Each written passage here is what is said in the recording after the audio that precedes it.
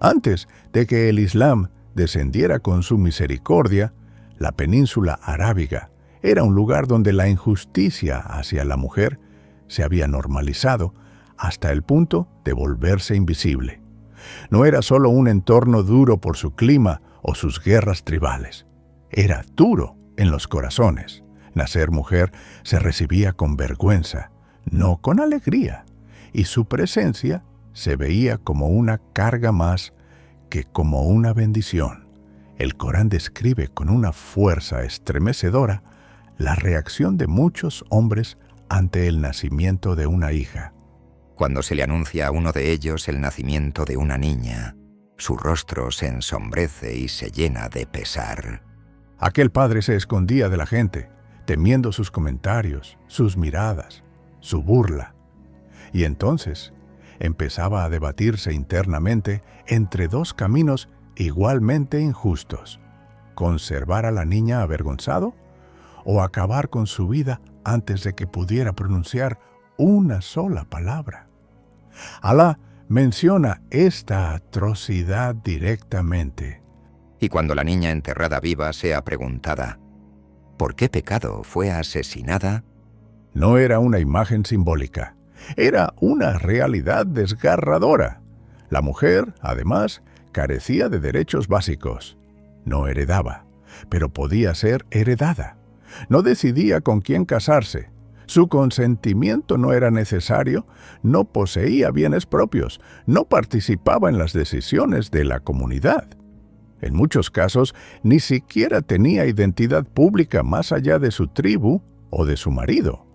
Su voz no era escuchada, su dignidad no era protegida, y su vida se movía en una oscuridad que parecía no tener fin. Pero incluso en esa noche profunda, existían corazones que presentían que esa injusticia no podía ser el propósito de la creación. Había padres que, aunque se les había enseñado a avergonzarse, miraban a sus hijas dormidas y sentían un amor que la cultura no les permitía expresar. Había mujeres que deseaban algo más, una vida donde no fueran sombras, sino almas completas. Incluso en medio de aquella oscuridad, Alá había hecho surgir mujeres excepcionales, faros que brillaban silenciosamente, recordando que la dignidad femenina nunca dependió de la cultura, sino de la naturaleza con que Alá la creó. Hubo mujeres que dirigían caravanas comerciales atravesando rutas largas y peligrosas. Otras administraban fortunas con inteligencia y honor. Algunas poseían tierras, hacían negocios, negociaban con líderes tribales y eran respetadas por su sabiduría. Entre los poetas árabes también había mujeres cuyas palabras influían en la sociedad más que la espada de un guerrero. Eran pocas, sí, pero su sola existencia demostraba que Alá nunca deja a la humanidad completamente sin ejemplos de justicia y fortaleza, incluso antes de la llegada de la revelación. Y entre aquellas mujeres, mientras las caravanas descansaban y los ídolos seguían en pie alrededor de la Kaaba, Alá estaba preparando silenciosamente el corazón de una mujer distinta, una mujer que, sin saberlo, sería el sostén del mensajero, la primera luz después de la noche más larga, una mujer llamada Jadía. Pero antes de entender su grandeza, debemos comprender el poder de lo que estaba por llegar. Porque cuando amaneció el Islam, no solo nació una religión, nació una revolución silenciosa que restauró la dignidad perdida de la mujer. Con la revelación, Alá prohibió para siempre el infanticidio femenino. Le otorgó a la mujer el derecho a heredar. Le concedió el derecho a aceptar o rechazar un matrimonio. Estableció su valor como creyente independiente, responsable ante su Señor, honrada como creación de Alá. Antes del Islam, la mujer era a menudo olvidada. Con el Islam, la mujer se convirtió en un pilar. Y no es casualidad que la primera persona que creyó en el mensajero no fuera un guerrero, ni un poeta célebre, ni un jefe de tribu. Fue una mujer de honor, una mujer de inteligencia, una mujer cuyo corazón era más luminoso que el desierto al amanecer. Bismillahirrahmanirrahim. Mucho antes de que el mundo escuchara la palabra Iqra, mucho antes de que el mensajero temblara en la cueva de Hira, ya existía en la Meca una mujer cuya vida parecía anticipar la misericordia que estaba por descender. Su nombre era Hadiyya bint Khuwaylid, nacida en una familia noble del clan Asad de Quraysh. Desde joven destacó por su carácter firme, por su inteligencia y por una dignidad tan clara que incluso sus enemigos la respetaban. La llamaban Al-Tahira, la pura, un título reservado solo para quienes poseían una reputación impecable en una sociedad que valoraba el honor por encima del oro.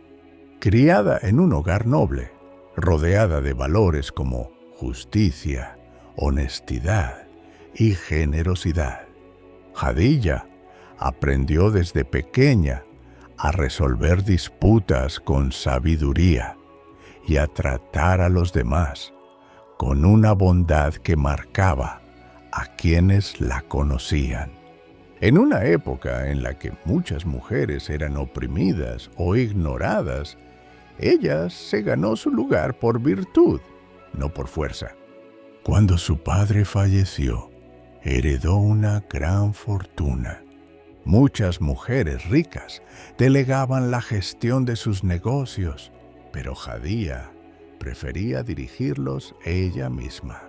Organizaba caravanas, elegía jefes de ruta, negociaba contratos y supervisaba cada detalle. Su comercio era uno de los más prósperos de Quraysh y sus caravanas eran conocidas incluso más allá de los desiertos árabes. Aún así, su vida no estuvo libre de dolor. Se casó 2 veces y ambas veces enfrentó la pérdida. Viuda, rica y con hijos a su cargo, demostró una fortaleza poco común incluso entre los hombres. Sostuvo su hogar con dignidad, sin permitir que el duelo la quebrara. Su casa era un refugio. Allí encontraban descanso los viajeros, consuelo los oprimidos y alivio los pobres. Su generosidad era tan amplia que muchos la llamaban la madre de los huérfanos y los débiles, no porque todos fueran sus hijos, sino porque su corazón los trataba como tales. Entre los comerciantes de la Meca, uno destacaba por encima de todos: Muhammad ibn Abdullah, sallallahu alayhi wa sallama, un joven huérfano conocido por su honestidad excepcional.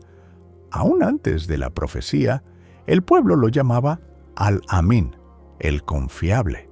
Hadiyya había escuchado sobre él, cómo cuidaba el dinero ajeno mejor que el propio, cómo hablaba siempre con verdad y cómo rechazaba cualquier acto injusto.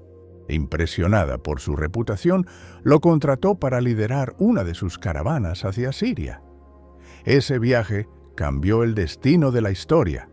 Su servidor Maysara quedó asombrado por la nobleza del joven Muhammad, su carácter, su paciencia, su templanza, su justicia. Incluso dijo haber visto signos de protección divina a su alrededor. Al escuchar todo esto, el corazón de Hadiyya reconoció la pureza de un hombre distinto a todos. Cuando regresaron de Siria con ganancias muy superiores a lo habitual, Hadiyya no se impresionó por el dinero. Había visto demasiadas fortunas crecer sin nobleza. Lo que la detuvo fue el relato. Maysara, su siervo de confianza, Le habló de un joven que no discutía en los tratos, que no engañaba, que no juraba falsamente para cerrar acuerdos y que era justo incluso cuando podía haber ganado más. Le habló de su calma, de su silencio digno y de una rectitud que no se aprendía en los mercados. Jadía escuchó con atención. Ella conocía a los hombres como pocas mujeres de su tiempo. Entendió que aquel joven no había multiplicado su riqueza, sino que había revelado su carácter. Con la dignidad que siempre la caracterizó, tomó la iniciativa. No dejó que los rumores ni las conveniencias decidieran por ella. Manifestó su deseo de matrimonio a través de una persona de absoluta confianza, y Muhammad aceptó. No fue un matrimonio político ni un cálculo económico. Fue una unión de almas nobles. Él tenía 25 años y ella 40, pero sus corazones se encontraron a mitad del camino. Durante los años que siguieron, Jadía fue más que esposa. Fue apoyo, calma, confianza y hogar. Alá bendijo su matrimonio con hijos. Al-Qasim, el primogénito, Zainab, Ruqayya, Kulthum, Fátima, la más cercana al corazón del mensajero, y Abdullah, llamado también Al-Tayyib y Al-Tahir. Todos nacieron antes de la profecía, y todos, excepto Fátima, fallecieron en vida del mensajero. Jadía cuidaba de su hogar con serenidad, criando a sus hijos y sosteniendo a su esposo con una paz que él siempre recordaría. Su unión era un refugio de misericordia, lleno de respeto, amor sincero y una compasión que envolvía todo aquello que Alá les había concedido. Y entonces llegó la noche que cambió el mundo. Cuando Muhammad regresó temblando de la cueva de Hira, abrumado por el peso de la revelación, no buscó a un sabio ni a un jefe tribal. Corrió hacia ella. Jadía lo cubrió, lo calmó y lo escuchó. Sin pedir pruebas y sin dudar un instante, pronunció palabras que nacían del conocimiento profundo de su carácter. Por Alá, Él nunca te abandonará. Tú mantienes los lazos de parentesco, ayudas al necesitado, sostienes a los débiles, honras a tus invitados y ayudas a quienes cargan un peso. Desde esa noche, se convirtió en la columna que sostuvo la misión mientras el mundo aún ignoraba lo que estaba ocurriendo. No solo creyó, protegió el mensaje con su corazón, su voz y su riqueza. Y Alá honró su fe de una forma única. El ángel Jibril descendió y dijo al mensajero: «Da a Jadía el saludo de paz de parte de su Señor y de mi parte, y anúnciale una casa en el paraíso, donde no hay ruido ni fatiga». Alá mismo envió saludos a esta mujer. Esa es su grandeza. Cuando comenzaron las persecuciones, Jadía no retrocedió. Usó su influencia para defender a los primeros musulmanes, especialmente a los esclavos torturados y a los pobres.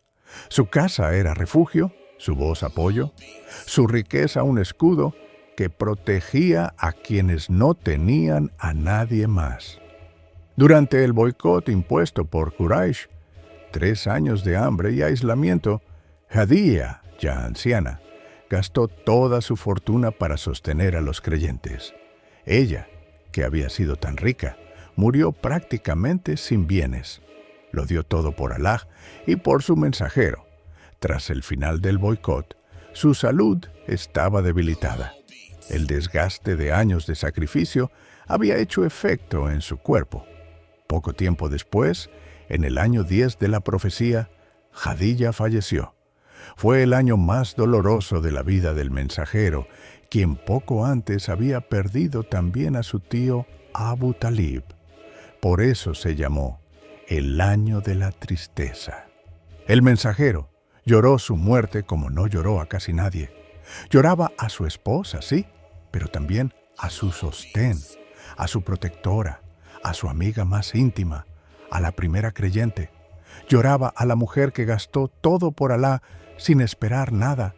Lloraba a la mujer cuya voz ya no llenaría su hogar. Incluso años después, cuando vivía en Medina rodeado de responsabilidades, seguía recordándola. Mandaba comida a las amigas de Jadilla. Hablaba de ella con ternura. Cuando alguna de sus esposas mostró celos, él respondió: Ella creyó en mí cuando nadie más lo hizo, y Alá me concedió hijos a través de ella. Nadie reemplazó a Jadilla, no porque las demás fueran inferiores, sino porque hay lugares en la historia que solo pueden pertenecer a un alma. Esa fue Jadilla, la mujer que Alá honró enviándoles saludos, la primera creyente, la primera protectora del Islam, la mujer que sostuvo al mensajero cuando el mundo aún no lo hacía, la mujer cuya luz se encendió antes de que amaneciera el Islam. Su historia demuestra que cuando Alá honra a una mujer, lo hace de una forma que ni el tiempo puede borrar. Que su ejemplo nos recuerde que la fe verdadera empieza en el corazón, en silencio, y que Alá eleva a quien Él quiere, de la forma que Él quiere.